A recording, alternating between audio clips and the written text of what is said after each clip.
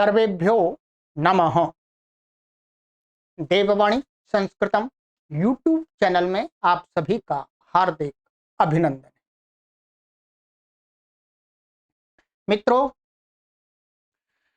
आज की यह वीडियो सूचना के हेतु बनाई जा रही है और सूचना क्या है इसके बारे में आपको अभी ज्ञात हो जाएगा।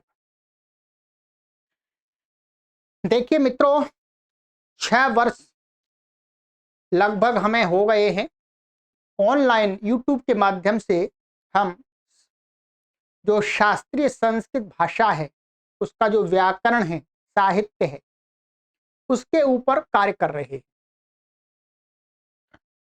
हैं। उसी से संबंधित है कि हमने एक श्रृंखला आरंभ की थी जिसमें हमने क्या है, संपूर्ण पाणिनीय व्याकरण को पढ़ाना आरंभ किया हुआ है। किसको? संपूर्ण पाणिनीय व्याकरण। और वो पाणिनीय व्याकरण कैसा? प्राचीन व्याकरण, जिसको दूसरे शब्दों में कुछ लोग आर्ष व्याकरण भी बोलते हैं। एक ही बात है, चाहे पाणिनीय प्राचीन व्याकरण कहिएगा अथवा पाणिनीय आर्ष व्याकरण कहिएगा, ठीक है। तो वो श्रृंखला हमने चलाई हुई थी और वो उस श्रृंखला के माध्यम से हमारे संपूर्ण विश्व भर के जो भी पाठक हैं वो संपूर्ण पाणिनीय प्राचीन व्याकरण को यदि पढ़ना चाहते हैं तो उनको किस क्रम से पढ़ना चाहिए और उस क्रम के अनुसार ही हम उनको पढ़ा रहे हैं। लगभग हमको 6 वर्ष तो हो गए, उसके ऊपर हम कार्य कर रहे हैं। अब पढ़ने वाले हमारे पाठक आरंभ से जुड़ करके आगे जुड़ते जाएंगे। ये ऑनलाइन प्लेटफॉर्म है, यहाँ पर हम कोई भी कोर्स बनाते हैं केवल एक बार बनाते हैं, बार बार नहीं बनाते, क्योंकि किसी भी कोर्स को हम रिपीट नहीं करते, क्योंकि हमारे पास में कंटेंट बहुत है, हमें बहुत कुछ पढ़ाना है।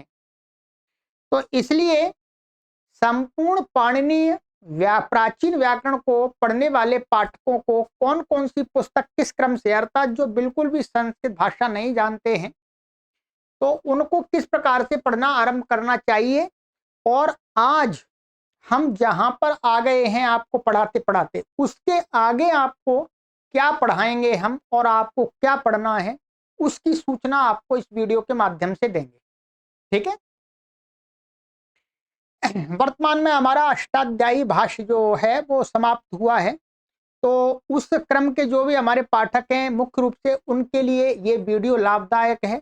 परंतु इसके अतिरिक्त और भी जो अनेक हमारे दर्शक हैं वो भी जानकारी प्राप्त कर सकेंगे कि हमको संपूर्ण पाणिनीय प्राचीन व्याकरण किस क्रम से पढ़ना चाहिए। और आप यहाँ पर देववाणी संस्कृतम यूट्यूब चैनल पर उस क्रम से संपूर्ण पाणिनीय प्राचीन व्याकरण को निःशुल्क पढ़ भी सकते हैं, ध्यान रखेंगे। देखिएगा, हमने आपको सबसे पहले संस्कृत कोई नहीं जानता है तो उनको सिखाने के लिए प्रारंभिक रचनानुवाद कौमुदी ये पुस्तक आपको पूरी पढ़ाई थी, इसका पूरा कोर्स तैयार कर दिया था विद आंसर शीट के, ठीक है। ये इसके लेखक डॉक्टर कपिल देव द्विवेदी जी हैं, ठीक है। फिर इसी के संस्कृत भाषा को द्वितीय स्तर पर सिखाने के लिए, संस्कृत अनुवाद को और अच्छा करने के लिए, क्योंकि पाणिनीय व्याकरण बिना संस्कृत भाषा के अनुवाद के सीखे नहीं आता एकदम। फिर हमने ये आपको पुस्तक पढ़ाई थी, ये पुस्तकें सभी मैं आपको पहले बताता भी रहा हूँ, ठीक है, मैं दिखाता भी जा रहा हूँ। पहली पुस्तक ये है प्रारंभिक रचनानुवाद कौमुदी, दूसरी पुस्तक ये है रचनानुवाद कौमुदी। ये 2 पुस्तकें हमने आपको पढ़ाई थी अनुवाद सिखाने के लिए, कोर्स दोनों के तैयार हैं, ठीक है। इसके बाद हमने आपको फिर पढ़ाया था वर्णोच्चारण शिक्षा। इस पाणिनीय व्याकरण को पढ़ने की क्या श्रृंखला है, वर्णोच्चारण शिक्षा हमने ये पूरी पढ़ाई, इसका भी कोर्स तैयार है, रेडी है, ठीक है। इसको पढ़ना होता है, ठीक है। फिर उसके बाद में ये हमने अष्टाध्यायी सूत्र पाठ ये थी, इसका पूरे का उच्चारण कराया था, मुख्य रूप से तो यही पढ़नी है। तो इसकी पूरी हमने सीरीज करा दी आपको, सूत्रों का उच्चारण भी शुद्ध करा दिया है, पूरी सीरीज वर्तमान है आपके लिए यहाँ पर विद्यमान है। इसको हमने पढ़ा पहले, माने इसको सूत्रों का उच्चारण सीखा और इसको जितना हो सकता है उसमें उतना स्मरण भी आप करें। ठीक है, फिर इसके बाद में इसके ऊपर इन जो सूत्रों के ऊपर कमेंट्री थी, कमेंट्री के 2-3 पुस्तकें थी जिनको अष्टाध्यायी भाष्य प्रथमावृत्ति बोलते हैं। इनको आपको हमने पढ़ाया है, ये 3 पुस्तकें ध्यान रखेंगे, ये देख लीजिएगा। ठीक है, ये जो चित्र दिखा रहा हूं मैं, चित्र के साथ पुस्तक भी दिखा रहा हूं आपको।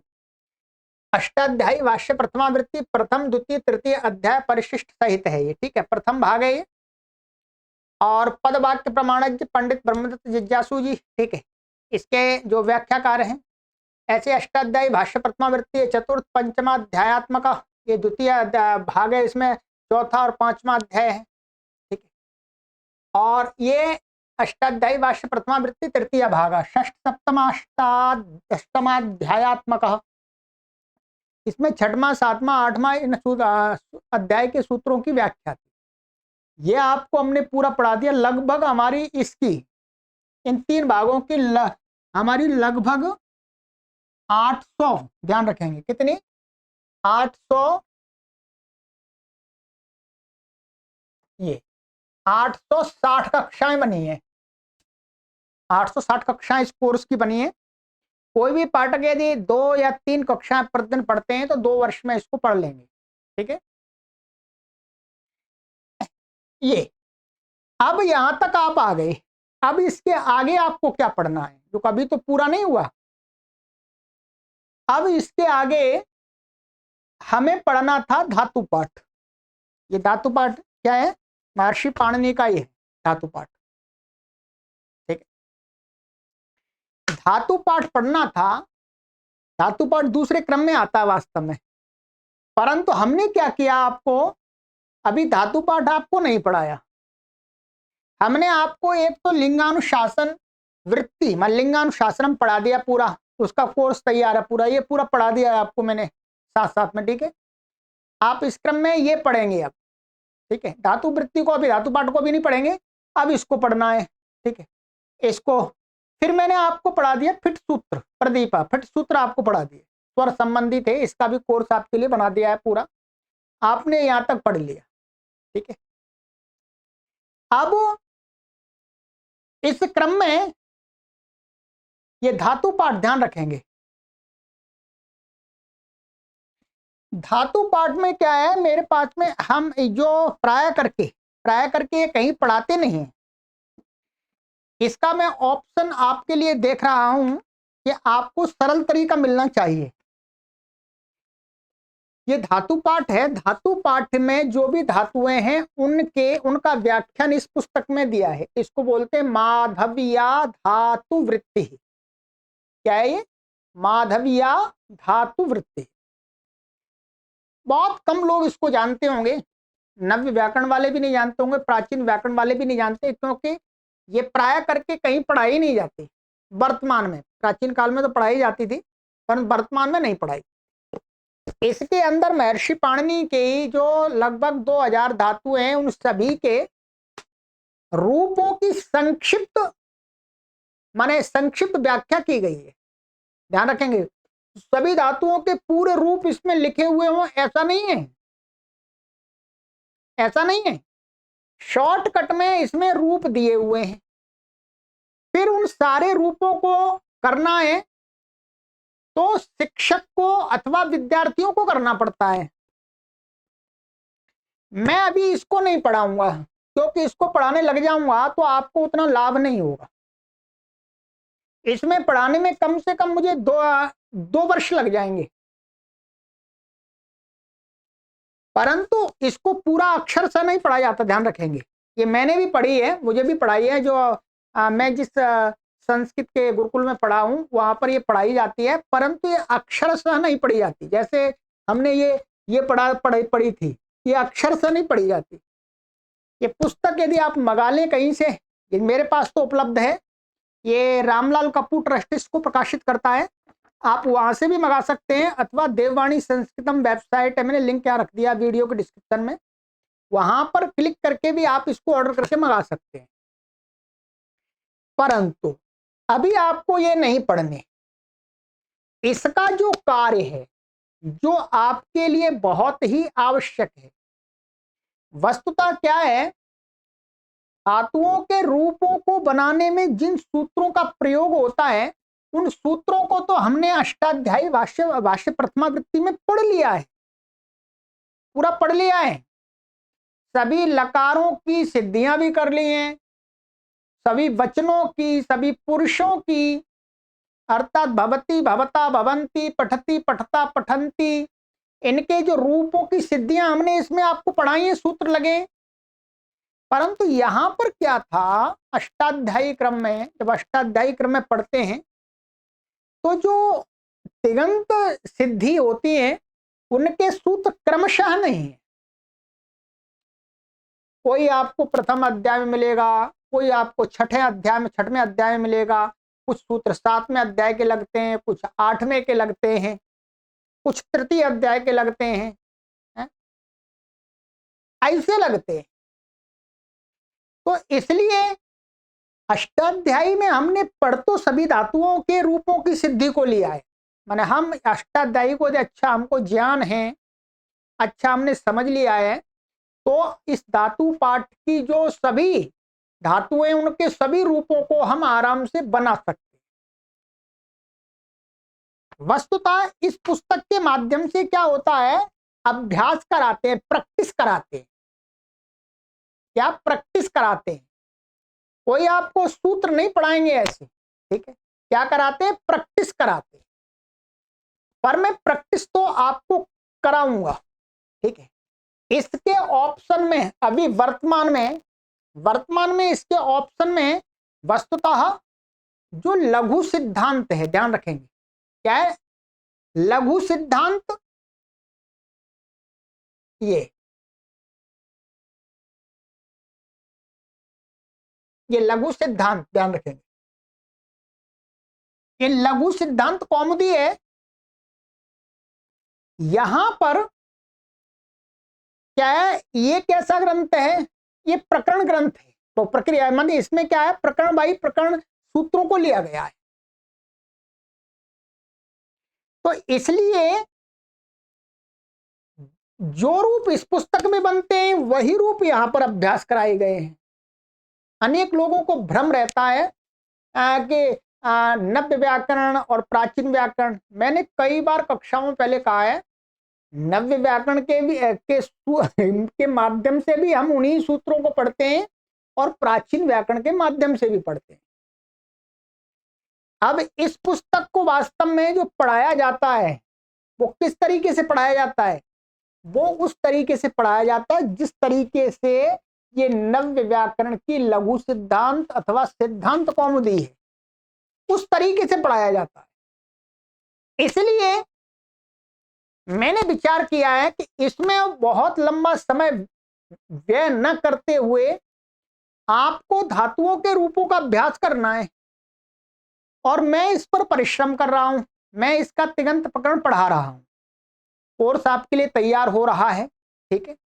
काफी हो गया है, लघु सिद्धांत के अनुसार हमारा अभी भुआदिगण हो गया है, अदादिगण हो गया है, रुधादिगण हो गया, ज्योत्यादिगण हो गया है, और दिवादिगण चल रहा है।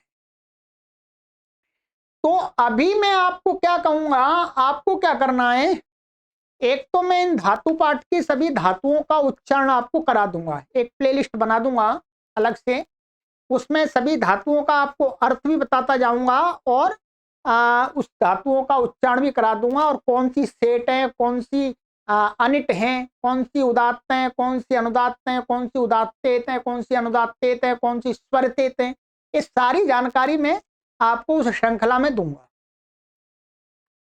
अब इन धातुओं के रूपों का अभ्यास आपको अभी किससे करना है, आपको पढ़ना है, आपको ये वाली श्रृंखला फॉलो करनी है।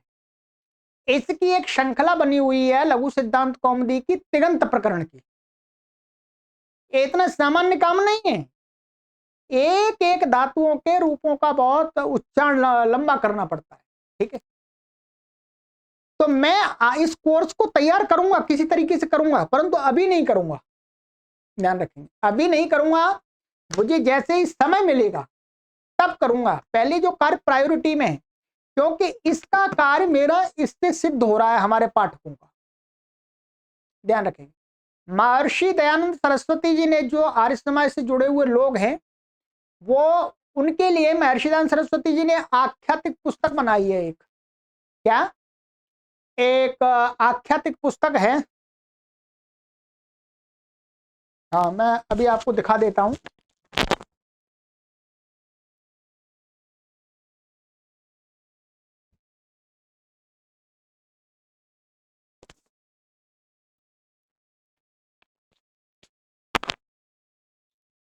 ये है आख्यातिक, आख्यातिका, ठीक। प्राय करके आर्य समाज के जो भी हैं उसमें यही पढ़ाते हैं। इसमें भी जो लघु सिद्धांत कौमुदी में रूपों का जो अभ्यास कराया है, उसके उतने ही रूपों का अभ्यास यहां पर भी है, ठीक है। ये भी वस्तुतः एक तरह से प्रकरण ग्रंथ है।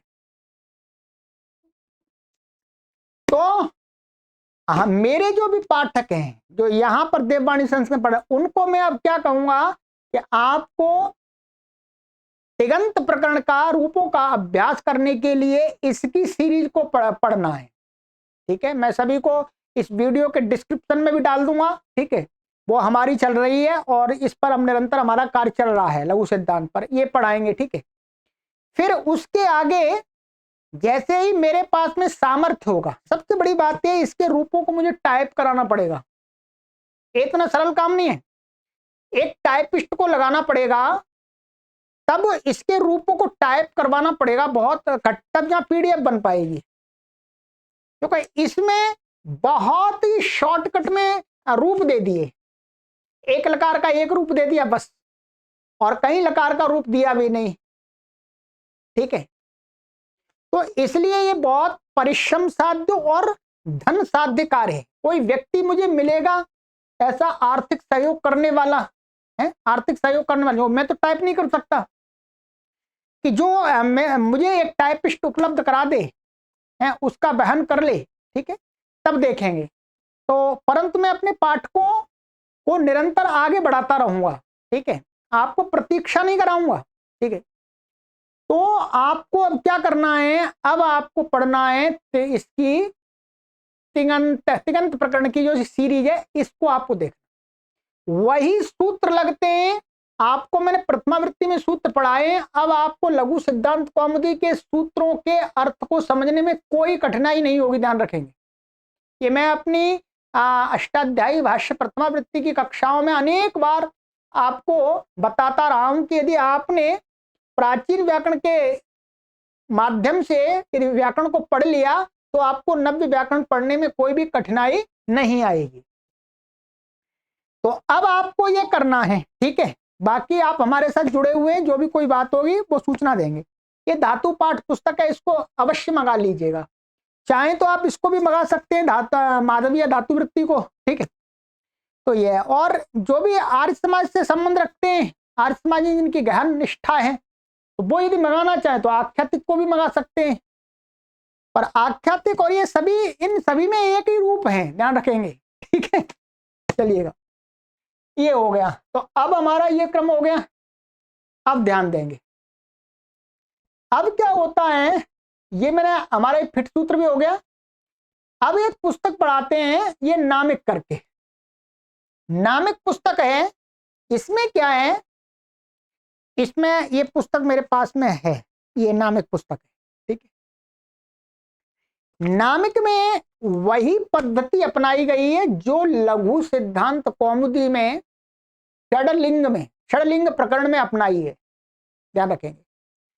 ये केवल पुस्तक क्या है, शब्द रूप है।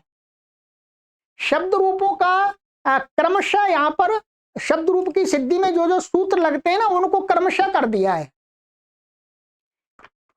लघु सिद्धांत कौमुदी अथवा सिद्धांत कौमुदी का जो षडलिंग प्रकरण है, वही बिल्कुल क्रम यहां पर है।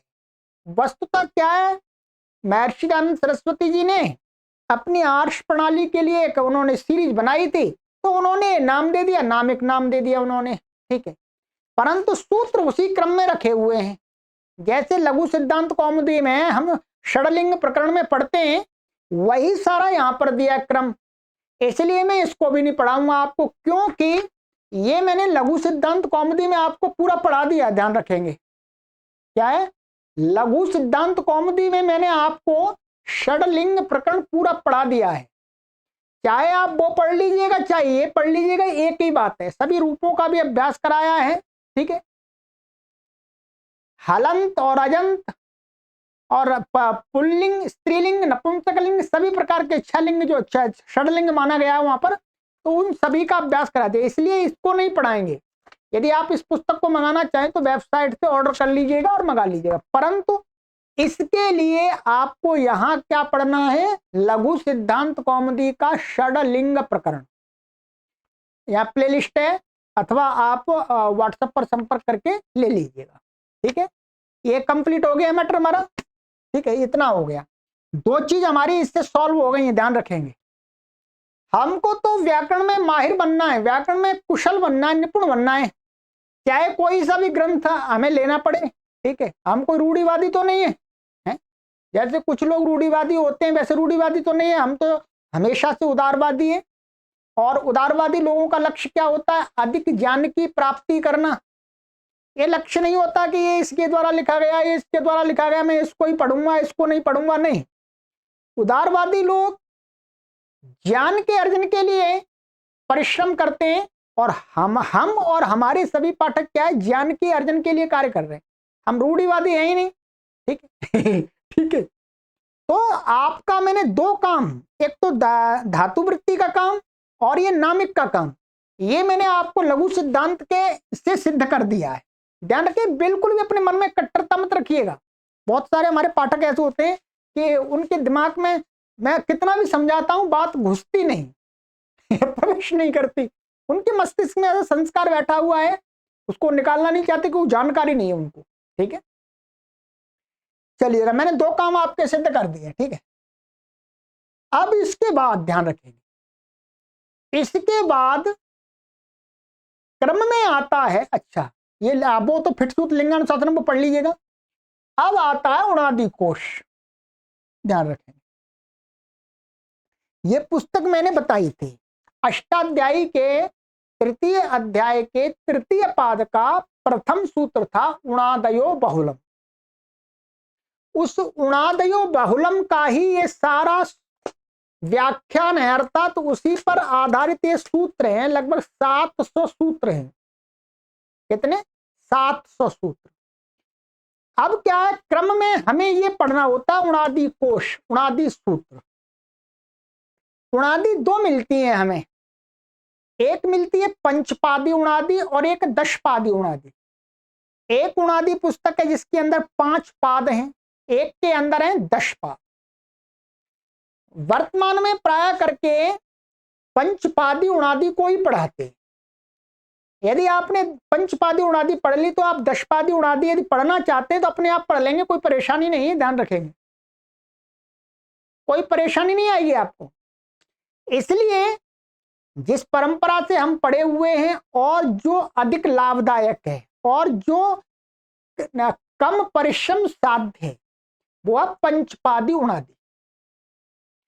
अब मैं आपको इस सीरीज में क्या पढ़ाऊंगा, पंचपादी उणादि। ध्यान रखें, उणादि सूत्र पढ़ाऊंगा, बहुत ही महत्वपूर्ण है उणादि सूत्र। शब्द शब्द शब्द शब्द ज्ञान के मार्ग में, माने शब्द की व्युत्पत्ति के इस सागर में उणादि जो कोश है बहुत ही अपना एक विशेष स्थान रखता। तो अब मैं आपको क्या पढ़ाऊंगा, उणादि कोश। उणादि कोश में, ये उणादि कोश क्या है, ये यहाँ पर लिखा हुआ है।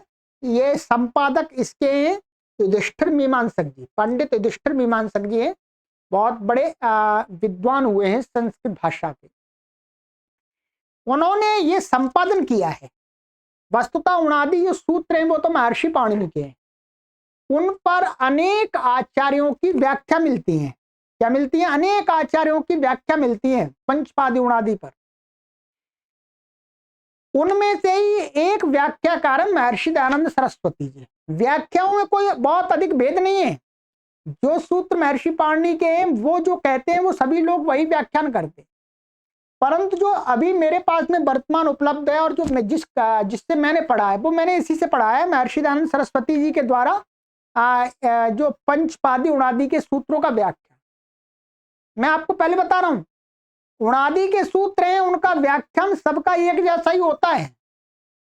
मैं यहां पर कुछ नाम आपको बता देता हूं।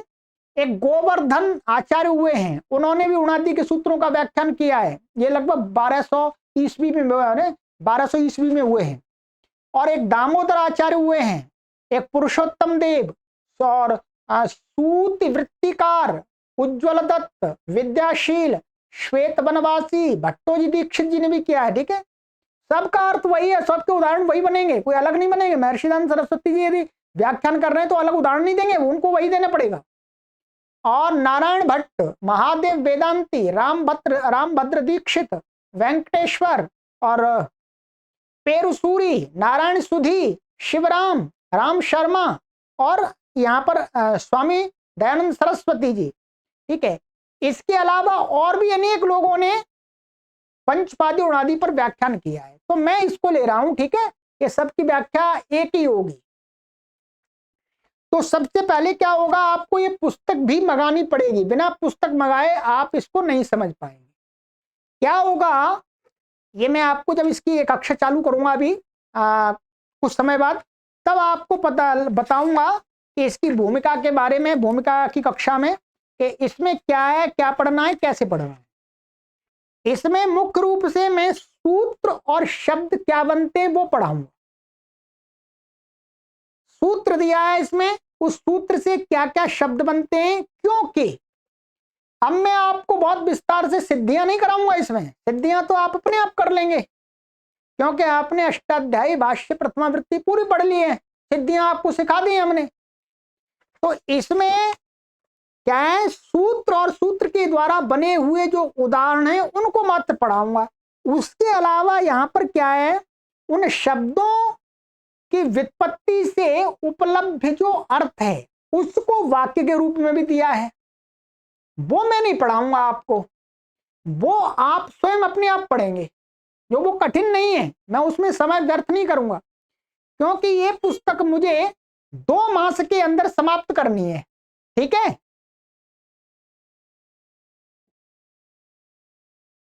तो मित्रों, जैसा कि मैं आपको बता रहा था, ये 2 महीने में मुझे समाप्त करना है ये उणादि कोश। फिर इस उणादि कोश के बाद मैं आपको पढ़ाऊंगा, ध्यान रखेंगे, पारिभाषिका। इसकी परिभाषाएं, जो ये ग्रंथ है, इसी सभी परिभाषाओं का मैंने उच्चारण आपको शुद्ध करा दिया है, प्लेलिस्ट बनी हुई है, वहां पर आप देख सकते हैं। तो उस श्रृंखला में फिर इस उणादि कोश के बाद आपको पढ़ाया जाएगा पारिभाषिका। फिर पारिभाषिका ये ग्रंथ लगभग हमें 3 से 4 महीने लेगा, ये 3 से 4 माह। इसको पढ़ने के बाद फिर हमारा क्रम में आ जाएगा काशिका।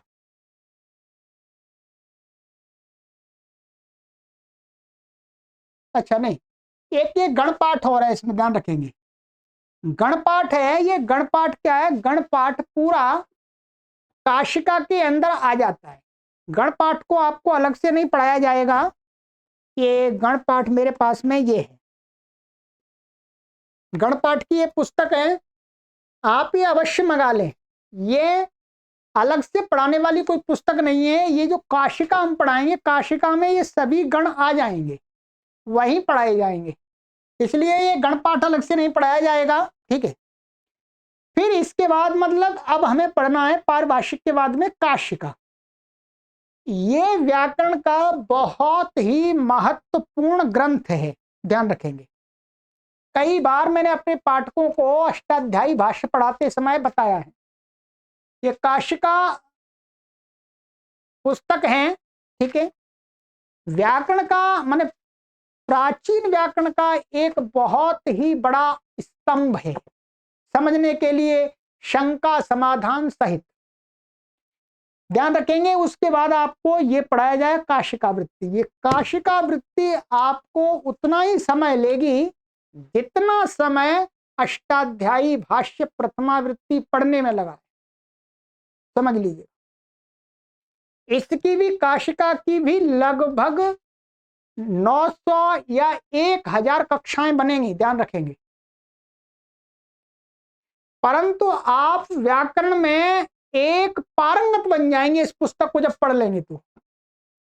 इसमें सूत्र हैं, सूत्रों के अर्थ दिए हैं, और उन अर्थों को करते समय सूत्र पर प्रश्न उठाए हैं।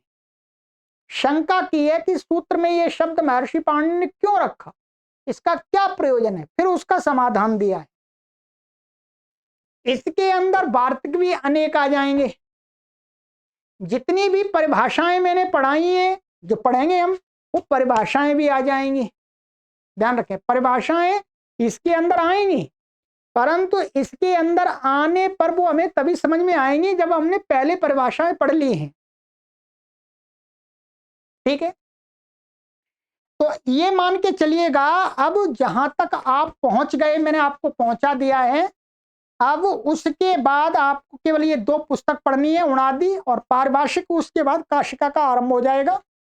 और मैं यही चाहता हूं कि इस भारत देश के अंदर जितने भी परंपरा से पढ़ने वाले जो संस्कृत व्याकरण को हैं, वो सभी लोग इस काशिका की कक्षा में भाग लें। तदर्थ मैं आपसे यही निवेदन करूंगा कि आप अभी से हमारी सूचना को संस्कृत विद्वत मंडल में शेयर करके ले जाएं, जिससे वो भी इस काशिका की ऑनलाइन कक्षा में भाग ले सके। आप मेरी विद्वत्ता से तो परिचित हो ही गए होंगे इतने वर्षों में, और मैं स्वयं आपको आश्वासन देता हूं कि मैं इस काशिका को पढ़ाने में पूर्ण रूप से समर्थ हूं। मैं इस काशिका के प्रत्येक शब्द को अच्छी प्रकार से आपको समझाने में समर्थ हूं। ध्यान रखेंगे, हर कोई आपको ये नहीं पढ़ा देगा काशिका, ध्यान रखेंगे। सिद्धांत कौमुदी आपने पढ़ ली है, फिर भी आप इसको नहीं पढ़ा पाएंगे।